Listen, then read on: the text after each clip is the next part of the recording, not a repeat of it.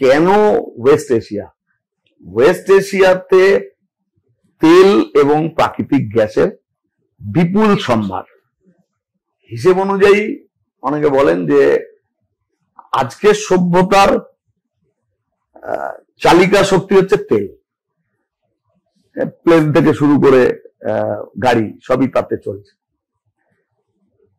আজ থেকে 35 বছর বাদে এটা হবে না, এটা থাকবে না।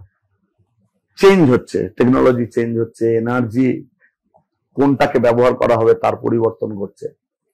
তাহলে যদি 30-35 বছর বাদে সেটা হাইড্রোজেন নির্ভর গোটা সিভিলাইজেশন হয়ে যায়, তাহলে এই 35 বছর যে তেল থেকে গ্যাস থেকে যে টাকা, ডলারের নৃত্য গোটা পৃথিবী জুড়ে লাগানো যায়, মার্কিনীদের নজর হচ্ছে ওটা। এই কারণে ইসরায়েল যে প্রথম আক্রমণ করে, সেই আক্রমণ করেছে যেখানে, সেটা হচ্ছে এরকম তেল তোলবার যে মূল প্রজেক্ট, সেই প্রজেক্টে ঘা মেরেছে যাতে ও তেল তুলতে না পারে।